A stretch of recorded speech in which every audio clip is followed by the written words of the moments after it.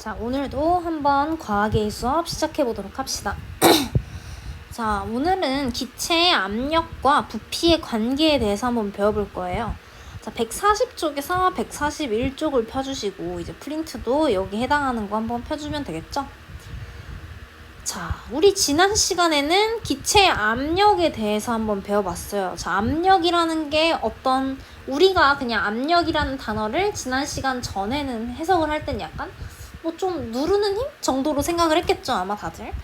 근데 이제 이 압력이라는 게 과학적으로 정확히 어떤 현상인가에 대해서 우리 지난 시간에 배웠잖아요. 이제 콩 가지고도 얘기하고 했었는데, 자, 우리가 봤을 때는 뭐 별거 아닌 것 같아 보여도 걔네들을 자세히 들여다보면 기체들도 다 입자들이란 말이죠. 쪼개다 보면. 근데 그 입자들이 운동을 스스로 하죠. 운동을 막 스스로 하면서 이렇게 여러 방향으로 운동을 해요. 그러면서 벽에 충돌을 하기도 하고 지들끼리 충돌을 하기도 하고 이렇겠죠? 충돌을 이렇게 하게 되는데 그 충돌을 하는 그 힘 자체를 우리는 압력이라고 부르는 거였어. 그죠? 그 충돌 때문에 생기는 힘을 우리가 압력이라고 했었습니다. 자, 그러면 그 기체의 압력과 부피 사이에는 도대체 어떤 관계가 있을까라는 걸 오늘 한번 배워보도록 할게요. 자, 그래서 오늘 드디어 여러분들이 이때까지 과학을 배우면서 무슨 법칙 이런 거 많이 안 배웠잖아요. 근데 오늘 드디어 보일의 법칙이라는 걸 배웁니다. 보일의 법칙. 선생님이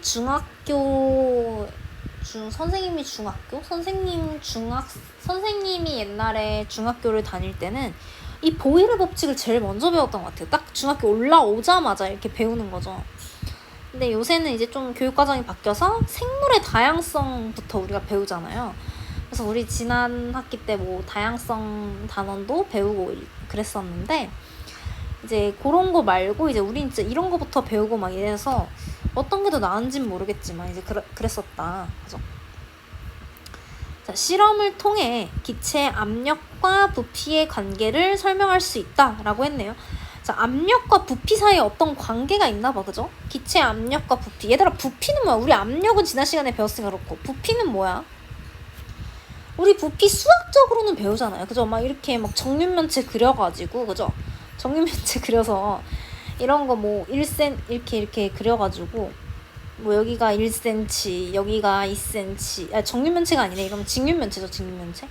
여기가 뭐 1.5cm 이럴 때 얘 부피가 얼마냐라고 하면 우리 이제 다 구하잖아요. 부피는 가로 세로 높이 다 곱한 거랑 같다. 즉 밑면의 넓이 곱하기 높이이다. 뭐 이렇게 배우잖아요. 그죠? 그럼 뭐 1 곱하기 2 곱하기 1.5 해가지고 단위만 제대로 써주면 되죠. 3 세제곱 센티미터 뭐 이렇게 쓰기도 하잖아요. 그죠? 그래서 이 부피가 도대체 뭐야? 차지하는 공간을 의미하는 거죠. 차지하는 공간. 그래서 기체의 압력과 부피의 관계를 설명할 수 있어야 한다. 그다음에 모형을 사용하여 기체의 압력과 부피의 관계를 표현할 수 있다. 우리 지난 시간부터 계속 뭐가 나오고 있어? 우리 지난 시간에 콩 모형으로 압력을 설명했잖아요. 그죠? 기억나요?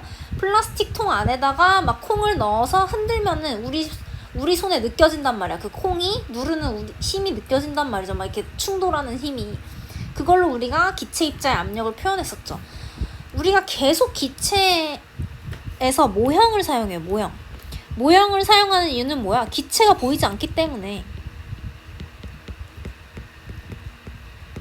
인간이 보이는 것도 이해하기 힘든데 안 보이는 걸 이해하기는 더더욱 힘들다. 따라서 모형에 빗대어서 우리는 자주 표현을 해주고 훨씬 더 이해하기 쉽게 설명할 수 있다. 단지 선생님이 계속 지난 시간부터 강조하는 건 뭐야? 다른 점도 알아야 돼. 모형과 실제 현상이 뭐가 다른지도 알고 있어야 된다는 거. 그죠? 자, 우리 142쪽 위에 보면은 이제 예시가 하나 나오는데 그거 한번 애니메이션으로 볼게요.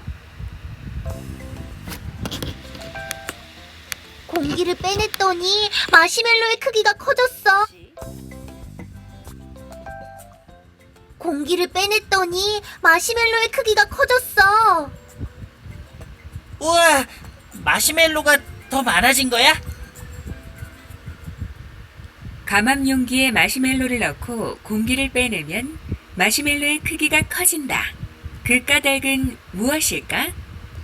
사실 이 감압 용기라는 거를 지금 2학년 선배들도 똑같은, 물론 다른 것 때문에 이 감압 용기가 나오긴 하는데 어쨌든 똑같이 배워요.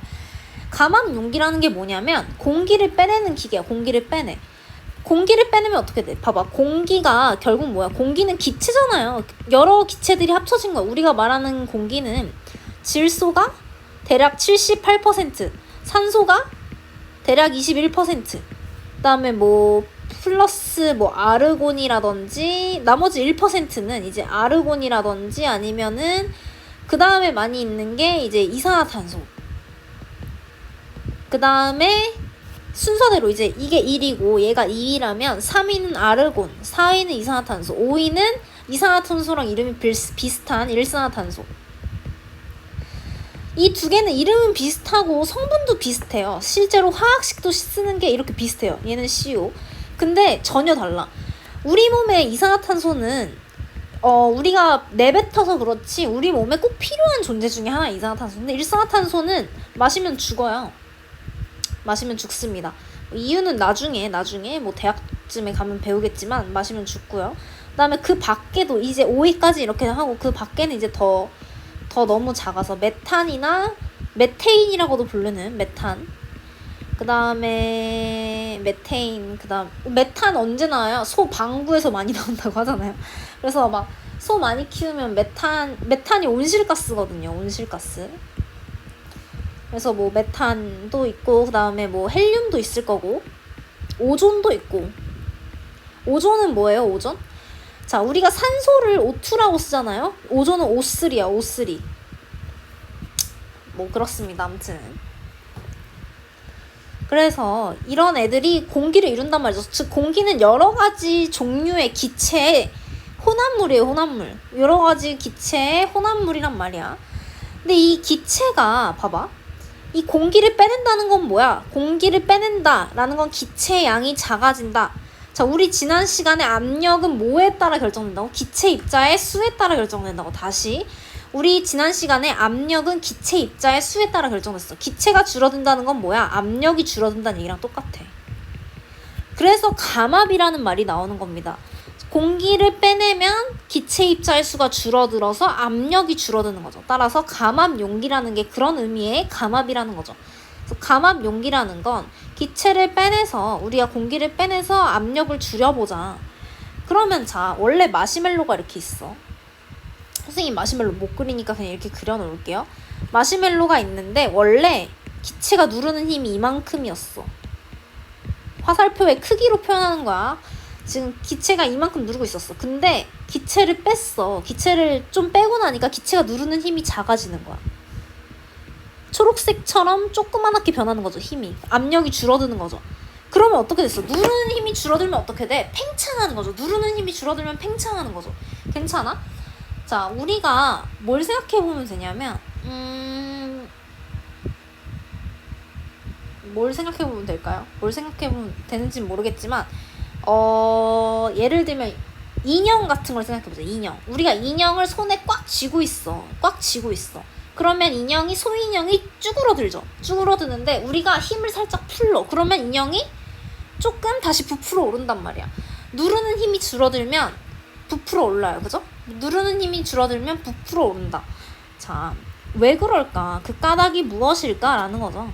자, 지금 장황하게 설명했는데 왜 그럴까? 그냥 쉽게 말하면 누르는 힘이 줄어들었다 라고 얘기를 할 수 있는 거죠. 자, 우리 실제로 어떤 현상인지 한번 다시 실험 영상을 볼게요. 이번 시간에는 마시멜로의 크기 변화를 통해 기체의 압력과 부피의 관계를 알아보겠습니다.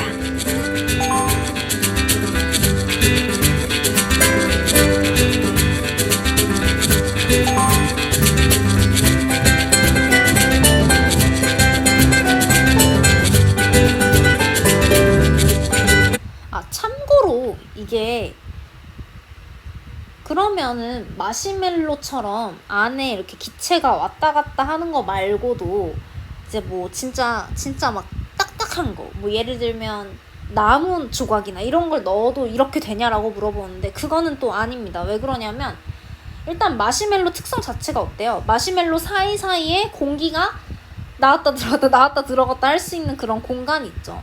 그래서 그런 거에만 이제 국한되는 내용입니다. 그죠?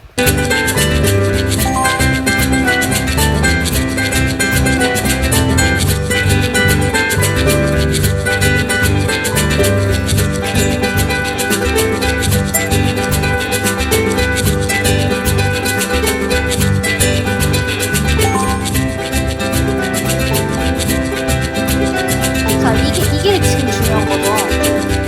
다시 공기가 들어오니까 어떻게 돼? 살짝 들었다는 거는 공기를 뺐다가 다시 주변에 공기가 들어가게 놔뒀다는 건데 주변에 공기가 들어가니까 다시 압력이 커져서 쭈그러드는 거죠. 그죠? 누르는 힘이 커지는 거죠. 그죠? 실제로 이렇게 현상이 진짜 관찰된다. 자, 지금 이거는 뭐냐면 얘도 이제 감압 용기예요. 얘도 감압 용기고 얘는 근데 기계로 감압을 시키는 거고 사람이 직접 피스톤질을 하는 게 아니라 감압을 기계로 시키는 거고 이 안에 든 거는 그 초코파이예요. 초코파이도 안에 그 마시멜로 같은 거 들었잖아요. 그죠? 그걸로 이제 실험을 한 겁니다.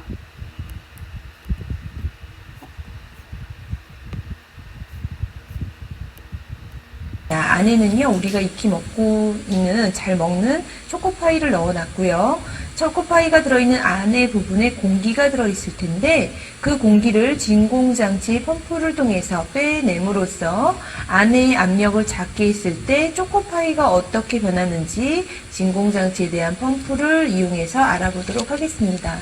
자, 그러면 진공장치를 눌러보도록 하겠습니다. 부풀어 오르는 거 보이죠?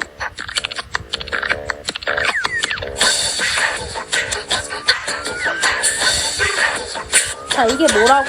실제로 우리가 보기에는 초코파이가 팽창을 하는 것처럼 보이지만 그게 아니라 초코파이 그 마시멜로 사이에 있는 공기가 줄어들면서 기체의 압력이 줄어들었다.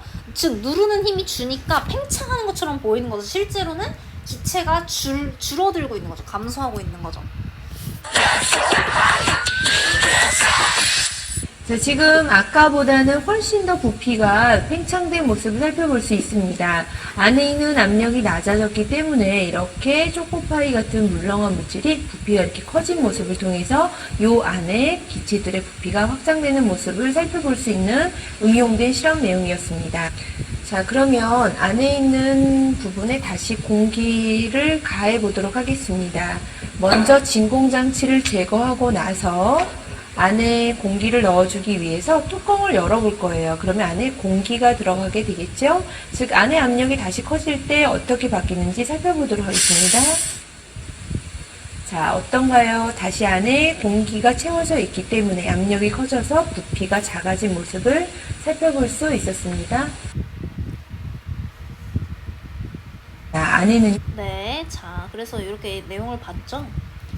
자, 그래서 실제로 우리 눈에 과학이라는 게 이런 게 재밌는 거죠. 우리 눈에 커 보이는 거잖아요. 사실 우리는 풍선을 분다 이런 느낌으로 마시멜로가 커진다는 맥락으로 보면 아예 반대인 거죠.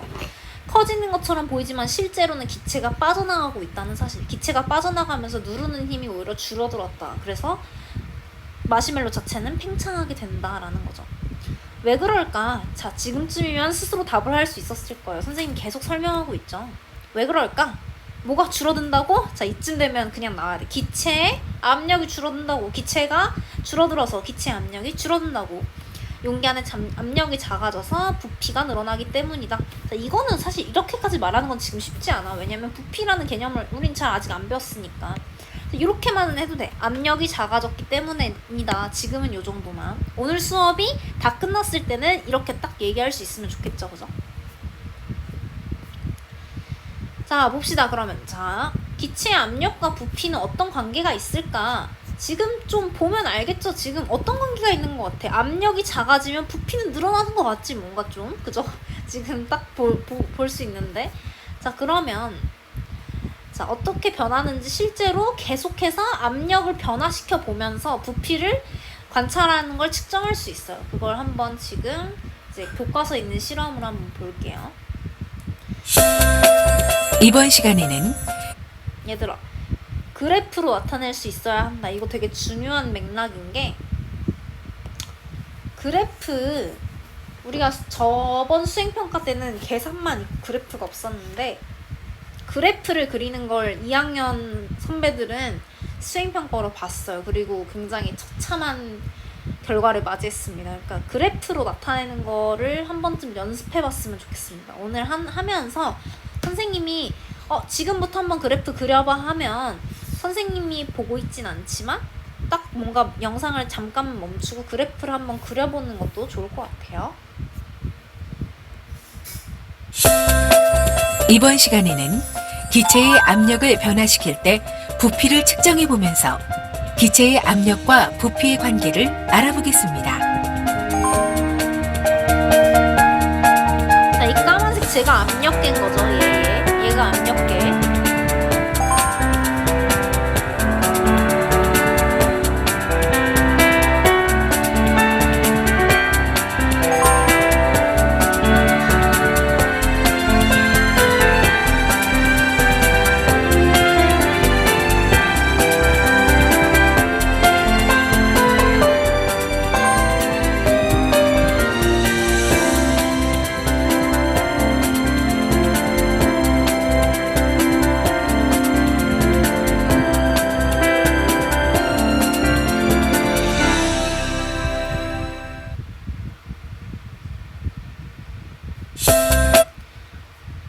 자,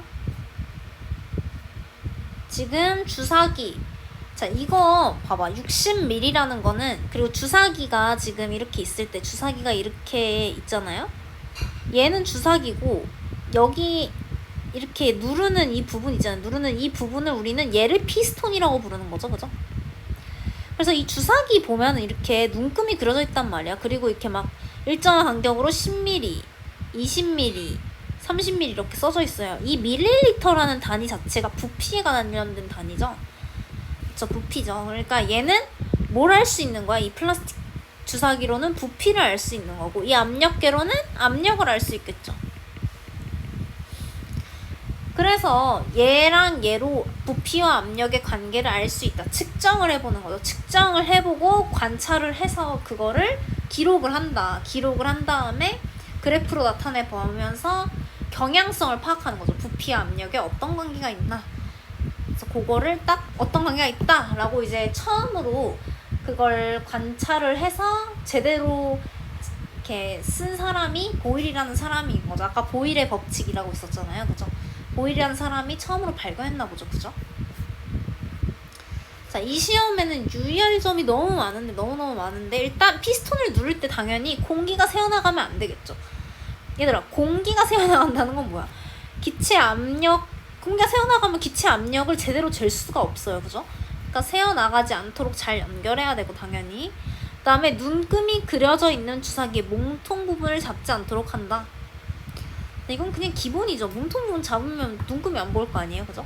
그 다음에 기체의 부피를 측정할 때 피스톤의 윗부분이 닿아있는 눈금을 읽는다. 자, 이게 무슨 말인고 하니까, 자, 이렇게 보면은 이렇게 보이죠? 자, 지금 이게 윗부분이죠. 여기를 읽어야 된다는 거죠. 여기가 아니라 지금 눈금을 두 군데를 읽을 수 있잖아요. 어떤 친구들은 물어봐요. 그럼 가운데를 읽으면 되는 건가요? 아니요. 가운데가 아니라 지금 정확히 이 주사기 기체가 차지하는 부피는 이만큼인 거야. 그지? 이만큼인 거잖아. 그지? 얘는 피스톤의 일부잖아. 그지? 그러니까 딱 여기까지인 거야. 그러니까 다시 지워서 얘기해보면, 선생님이 주황색으로 표시한 이 선, 이 위에를 읽어주는 거죠. 괜찮아요? 여기를 읽어줘야 된다. 그래서 윗부분을 읽어주자. 그 다음에 대기압은 1기압으로 가정한다. 뭐 이건 그냥 하는 가정이고요. 그래서 보면은 주사기 속 기체 부피가 60ml가 되도록 피스톤의 위치를 조절한 다음에 주사기를 압력계에 연결하죠. 이 주사기 자체가 60ml짜리, 최대 60ml짜리 주사기이기 때문에 일단 최대로 맞춰놓고 나서 쭉 줄여간다는 얘기죠. 보면 지금 얘는 지금 몇 밀인 것 같아? 대충 한 40mm 정도 되는 것 같죠. 주사기 40mm. 그래서 압력계 눈금이 0.5기압씩 커지도록 피스톤을 누르래. 그죠? 0.5기압씩. 그러면서 0.5기압씩 늘을 때마다 부피를 읽어주는 거죠. 그때 부피를 읽어주는 거죠. 그럼 표에 기록을 할 수 있겠다. 자, 이게 뭔 소릴까? 자, 이거 되게 중요한 말인데, 압력계는 공기 중에서 1기압을 가리키는 것을 사용한다. 만약 압력계가 그냥 공기 중에서, 즉 주사기를 연결하지 않았을 때 공기 중에서 1기압을 가리키지 않는다. 걔는 고장난 압력계인 거죠. 괜찮아요? 원래 우리가 평상시에 살아갈 때 우리 공기가 우리를 누르는 힘을 1기압이라고 하자고 지금 가정을 하고 있잖아. 근데 압력계가 공기 중에서 1기압을 가리키지 않는다면 잘못된 압력계다, 고장난 압력계다. 따라서 실험에 쓰지 못한다. 그래서 그냥 공기에 놔뒀을 때 1기압을 가리킨다면 아, 괜찮다 이렇게 생각하고 연결관을 가져와서 주사기 연결을 하는 거죠. 자, 그래서 평균값을 구해보자 했는데, 자, 이거 그냥 할게요. 그죠? 지금 보면 1기압일 때 60, 그죠? 1기압일 때 60ml 평균값을 봐야 되니까 1.5기압일 때 피스톤 부피를 봤더니 39ml, 그 다음에 2기압일 때 30ml, 2.5기압일 때 24ml, 3기압일 때 21ml. 자, 얘들아 봐봐. 선생님이 쓴 이 빨간색 글씨 봐봐. 다 소수점 첫째 자리 아니야? 이거 왜 선생님이 소수점 첫째 자리 썼을까? 선생님이 막 시간이 남아돌아서 이렇게 쓴 게 아니라요. 잘 들어봐야 돼. 좀 어려운 거 할 거야. 자, 보면은 지금 이 눈금을 자세히 보면은 지금 어떻게 써져 있냐면, 선생님이 좀 그려볼게요. 지금 여기가 0이라고 쳐보자. 여기 10이라고 써져 있는 거 보여? 그럼 0에서 10까지를 확대해 볼게. 0에서 10까지 어떻게 돼 있냐면 이렇게 10개로 나눠져 있다? 맞아? 그럼 이거 한 눈금당 몇 밀리리터야? 당연히 1ml 아니야, 한 눈금당? 자, 그러면 이 작은 눈금을 얘를 뭐라고 하냐면 최소 눈금이라고 해요. 왜 최소 눈금이겠어? 이게 얘 여기서부터 여기까지는 되게 크게 그려진 눈금인데 여기서 여기까지 짜잘한 제일 작은 눈금이잖아. 그래서 최소 눈금이라고 하는데, 과학은 항상 이 최소 눈금의 10분의 1, 최소 눈금의 10분의 1까지 어림해서 읽어야 돼. 어림해서. 어림한다는 건 뭐야? 대충 찍어라 이 말이야. 솔직히 말하면 보이는 대로 어림해서. 그러니까 10분의 1이라면 건 뭐야? 한 이쯤에 있으면 0.5라고 읽을 수 있어야 된다는 거야. 괜찮아요? 괜찮아? 그래서 최소 눈금이라는 건 뭐다? 최소 눈금은 가장 작은 그 눈금이고, 과학에서는 항상 최소 눈금의 10분의 1까지 읽어줘야 된다. 그러면 1ml의 10분의 1은 뭐야? 0.1리터잖아. 그러니까 소수점 첫째 자리까지 다 읽어줘야 된다는 거죠. 그래서 선생님이 이렇게 0 이런 거 왜 써요? 라고 하는데, 얘는 최소 눈금의 10분의 1이기 때문에 쓰는 거야. 최소 눈금의 10분의 1까지. 10분의 1. 그죠? 이 원칙을 지켜줘야만 해. 과학에서는 항상 이렇게 하는 거야. 이거는 니네가 나중에 대학에 가서 어떤 대단한 연구를 하더라도 지켜줘야 되는 룰인 거죠. 그죠? 그래서 최소 눈금의 10분의 1까지 어림해서 써준다. 아무리 0이 나오더라도. 그죠?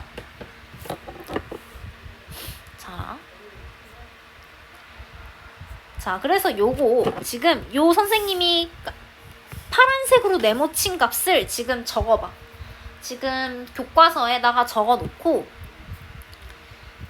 그래프에 나타내보는 거죠. 자, 맨 처음에 어떻게 해야 돼? 자, 그래프 그리는 거 어떻게 해야 돼? 자, 1기압일 때 부피가 60ml네. 그럼 1기압일 때 먼저 찍어.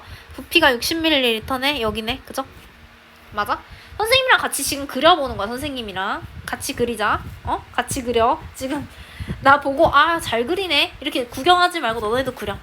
그 다음에 자, 보면은 1.5기압일 때 39, 1.5기압일 때 39. 자, 그럼 1.5기압일 때 39야. 자, 근데 지금 보면 한 칸에 지금 3인 것 같지? 맞아? 0에서부터 15까지 5칸 있으니까. 그러면 39라는 건 30에서 3칸 더 가야 돼. 그럼 1.5, 여기가 1.5인데 지금 39면 여기네요. 그죠? 그 다음에 2일 때 30, 2일 때 30이니까 보면 2일 때 30 여기. 다음에 2.5기압일 때 23ml, 2.5기압일 때 23ml. 그러면 15에다가 더하기 9 하는 거니까 3칸 또 올라가는 거죠. 2.5. 이거 원래 어떻게 해줘야 정석이냐면 이렇게 점선 이렇게 그어줘야 돼. 이렇게. 뭔 소린지 알지? 이렇게. 과학에선 이렇게 하죠. 39 이렇게. 그다음에 30 이렇게. 점선이야 얘들아. 그다음에 여기가 24였나? 그죠? 이렇게. 이거 선생님이 2학년 언니 오빠들이랑 이미 다 했어요. 그죠? 그다음에 3기압일 땐 21. 그죠? 내년에 또 내가 2학년에 있으면 이걸 또 같이 하게 되겠네. 그죠? 끔찍한가? 21 이렇게. 그래서 여기다가 점을 이렇게 찍는 거죠. 자, 점 지금 크게 찍었어. 크게. 자, 그런 다음에 이제 색깔을 좀 바꿔봐. 색깔을 바꿔서 이제 뭐 할 거냐면 좀 이렇게 이어볼 거야. 이어볼 건데 뭐 직선으로 이어도 되고 곡선으로 이어도 돼요. 이건 사실 과학은 직선, 곡선이 중요한 게 아니라 가장 정확하게 있는 게 뭐냐가 중요한데 지금 어떻게 봐도 사실 직선으로는 이을 수가 없어. 그죠? 직선으로 있더라도 결국 연결시키면 곡선이 될걸? 직선으로 이었어. 직선으로만 이어도 지금 뭔가 전체적으로 봤을 때 어떤 느낌이야? 이런 느낌이죠.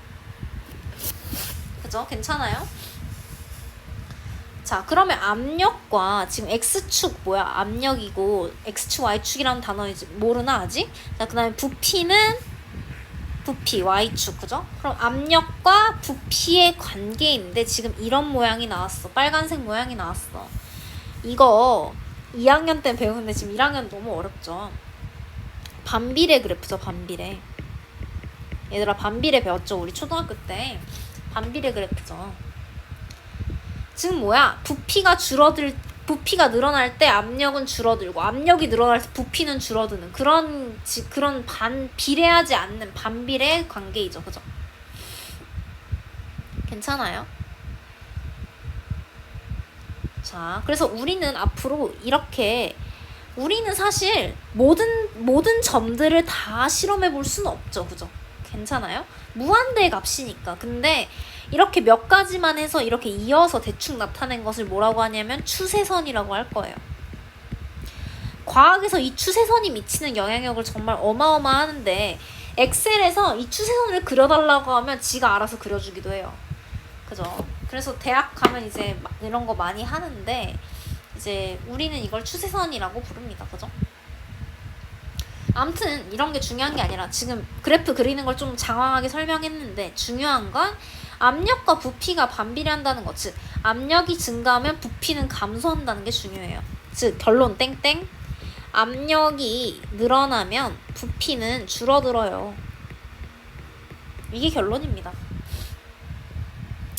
이게 가장 중요한 실험 결과인 거죠. 자, 그럼 그래프 왜 그리는 것 같아? 그래프는 한눈에 보기 쉬우라고 그리는 거야. 막 어렵게 얘기했어도 뭐 너네 괴롭히려고 그래프를 그리는 게 아니라 이렇게 실제로 숫자로만 나타나 있으면 너무 안 와닿으니까 이렇게 그림으로 한번 나타내보자. 그래야 한눈에 잘 보일 테니까. 그죠?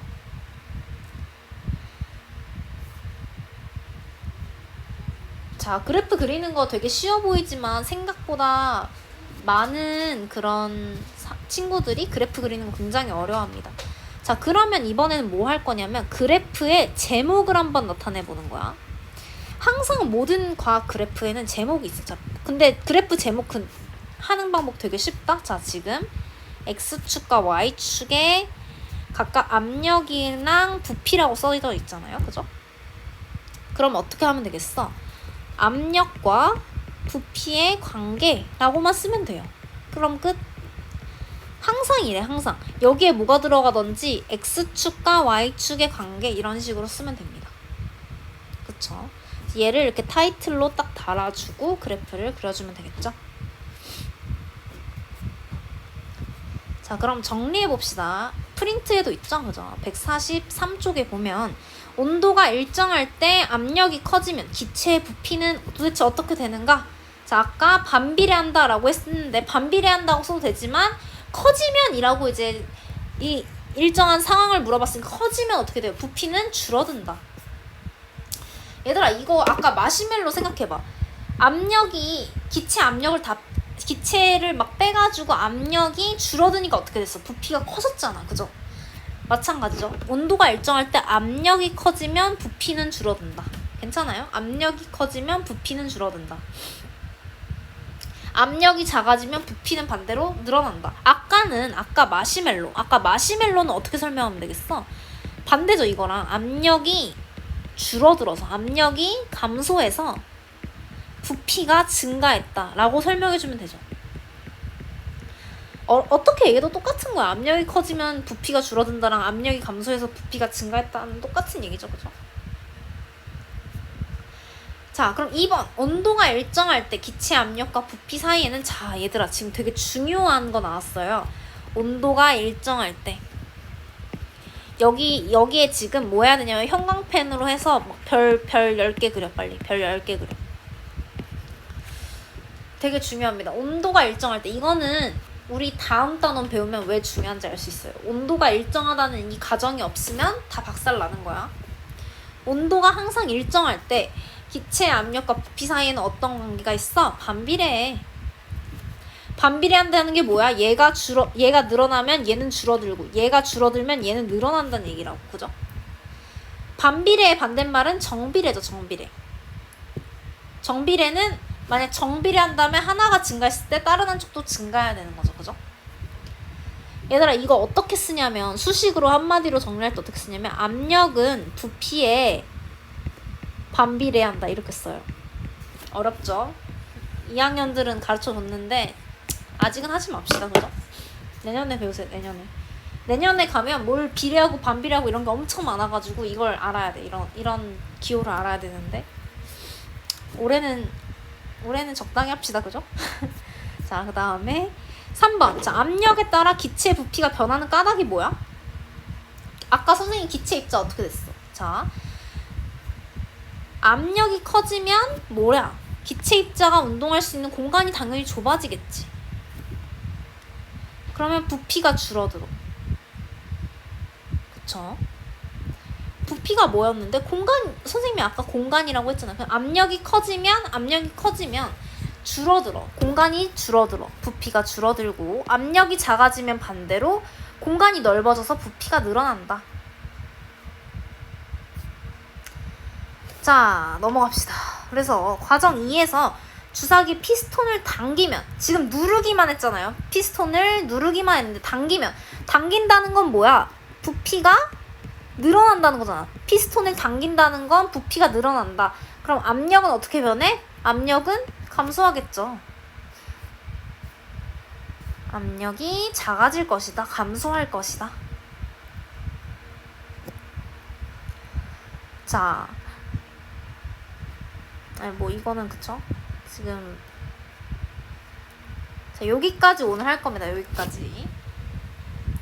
자, 얘들아, 오늘 하나만 기억하면 돼. 오늘 뭐 많이 했어요. 뭐 그래프를 그리는 방법 뭐 이런 거까지 해서 많이 했는데 하나만 기억하면 되죠.